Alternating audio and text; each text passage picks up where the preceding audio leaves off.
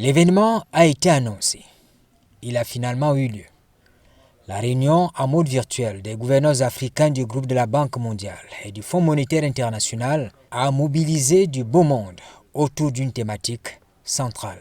Notre pays, le Cameroun, vient d'être honoré par cet événement, le caucus africain, qui dans sa 57e édition sous forme virtuelle s'est tenu au Cameroun sous le très haut patronage du président de la République, son Excellence Paul Biya, avec le Premier ministre chef du gouvernement qui était des nôtres lors de la cérémonie d'ouverture, au cours de laquelle une intervention interpellative a été adressée aux gouverneurs des 54 pays africains dans un contexte que nous connaissons tous difficile, contexte lié à la pandémie du Covid-19, contexte qui a déterminé le thème de cette édition du caucus africain 2020. Je l'ai évoqué, les gouverneurs se sont retrouvés pour certainement formuler des éléments de réponse et des doléances qui sont adressés au Fonds monétaire international, au groupe de la Banque mondiale, ce qui se fait sous forme de mémorandum à remettre à ces deux institutions en marge des assemblées annuelles au mois d'octobre. 5 axes ont été retenus pour traduire dans les faits la volonté et les engagements des pays africains, membres du caucus, en cette période de crise sanitaire mondiale. Le premier aspect est certainement le renforcement de l'aide extérieure, la mobilisation des ressources. Et cet appel a été adressé à l'endroit du Fonds monétaire, la Banque mondiale, pour relever le niveau des ressources dont on a besoin en cette période difficile. Deuxièmement, il est évident que pour faire face à cette pandémie, le renforcement des infrastructures de santé, l'accès évidemment aux services sociaux de base, le relèvement de la qualité de l'éducation, en d'autres termes, la place du capital humain constitue un axe majeur de nos politiques de développement. C'est un axe qui va faire l'objet donc de la présentation du mémorandum aux institutions de Bretton Woods. Le troisième concerne évidemment la gestion macro-prudentielle et budgétaire et la gouvernance en pareille circonstances de crise. Nous avons convenu qu'il faille bénéficier encore davantage de l'assistance technique, du soutien, de l'accompagnement de nos partenaires pour garantir une stabilité à l'intérieur et à l'extérieur. Le quatrième pan concerne le secteur privé à travers les marchés qui doivent être entretenus, maîtrisés, préservés. L'emploi qui doit être également préservé et les emplois doivent être davantage même créés pour nous permettre d'aller de l'avant en matière donc d'implication, d'inclusion sociale. Sur la table des discussions, il y a eu évidemment la question de l'allègement de la dette des États africains en raison de la crise financière résultant de la maladie à coronavirus. Il ne faut jamais prendre les choses dans leur absolu. Il faut jamais. On ne peut pas dire que alléger la dette, c'est mauvais. Alléger la dette, c'est déjà bien. C'est-à-dire que toute la dette, toutes les échéances de remboursement de la dette qui étaient devant nous pour la période allant du 1er mai au 31 décembre sont reportées. Ce qui nous crée un espace budgétaire pour régler d'autres problèmes. C'est déjà bien. Mais c'est insuffisant, c'est ça. C'est nécessaire, mais c'est pas suffisant. C'est-à-dire que, parce qu'il a soulevé un certain nombre de problèmes, c'est-à-dire que cette dette-là qui est reportée, on finira bien par la payer, c'est-à-dire on va encore la retrouver demain. Bon, alors ça fait partie des discussions qui ont lieu. Nous avons beaucoup de réunions à l'intérieur de l'Afrique centrale ces jours-ci. Nous avons eu une réunion, ça s'appelle le comité ministériel, avec, il y avait aussi les représentants du FMI, il y avait les représentants du G20, il y avait la Banque de France, il y avait le Trésor français. Et nous savons ils nous l'ont dit, que c'est une discussion qui a également lieu déjà à l'intérieur de leur propre cénacle.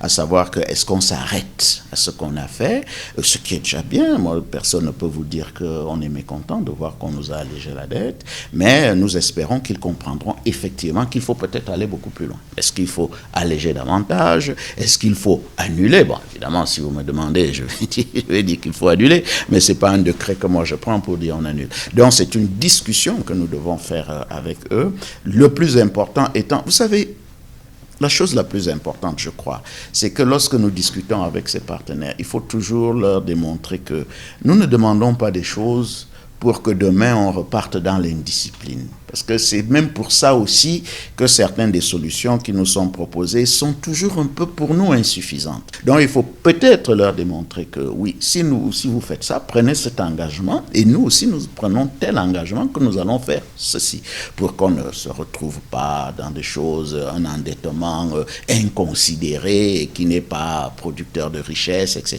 etc. Je crois que les pays africains ont aussi besoin de faire cette preuve qu'ils peuvent bien se prendre, ils peuvent bien accepter un certain nombre de mesures de discipline pour sortir définitivement de la situation dans laquelle nous sommes. C'est une discussion. C'est une discussion que nous allons avoir.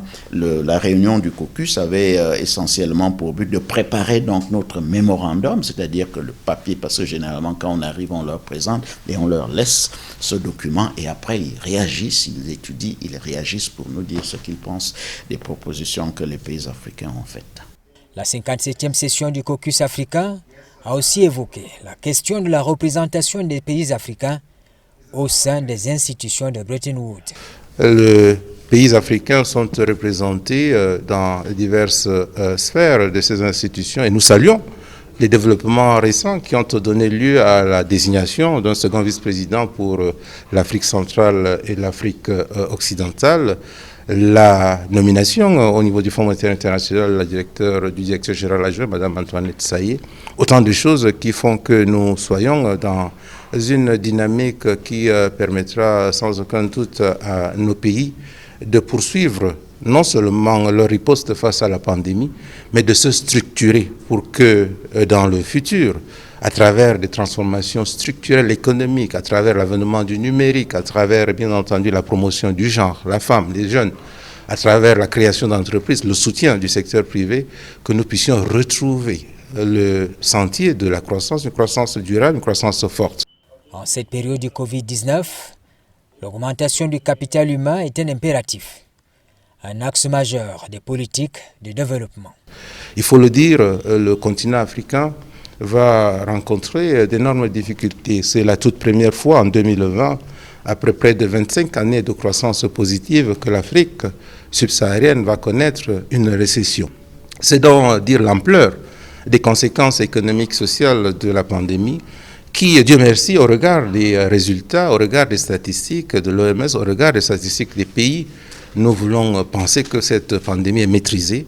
Les mesures préconisées par les États au Cameroun, sous la forte impulsion du chef de l'État, son Excellence Paul Biya, portent des fruits qu'il nous faut continuer de préserver, de développer à travers les mesures barrières qui sont recommandées à tout le monde. S'agissant du cas du Cameroun, les choses se passent plutôt bien, c'est-à-dire que la stratégie que le chef de l'État a mise en place et qui est appliquée par le Premier ministre a plutôt des résultats plutôt positifs. Quand on voit le taux de guérison, quand on voit un certain nombre de choses, elles ne sont peut-être pas parfaites. Est-ce qu'on est dans la perfection dans ce monde? Mais on voit les résultats et on se rend compte que les pays africains sont sérieux. Et nous avons eu la chance, avec la sagesse du chef de l'État. Il y a des mesures que certains voulaient l'amener à prendre, mais dans sa sagesse, il a vite compris qu'attention, certaines mesures certains remèdes peuvent être pires que le mal. De toute façon, nous avons dit aux partenaires que les pays africains, et ils nous ont félicités, c'est d'ailleurs pour ça qu'ils ont félicité les pays africains, parce qu'ils ont dit que tous les gouvernements ont pris le taureau par les cornes, et c'est pour ça que l'Afrique est restée moins touchée que d'autres. Mais maintenant, nous leur demandons de continuer à nous aider, pas toujours de manière ponctuelle, mais de manière beaucoup plus structurelle. Donc ça signifie que l'Afrique, à mon avis, s'est bien comportée, mais l'Afrique a maintenant besoin d'un soutien pour sortir définitivement de l'ornière, parce que, ai-je dit, la crise est extrêmement forte. Il faut que tout le monde en soit conscient, et nous pensons que si nous sommes bien compris, si cette discussion, cet esprit de compréhension continue, nous pensons définitivement que les choses pourraient aller de mieux en mieux. L'impact de ce qui s'est dit dans le cadre de la réunion des gouverneurs africains du groupe de la Banque mondiale et du Fonds monétaire international sera apprécié au mois d'octobre à l'issue des assemblées annuelles de ces deux institutions.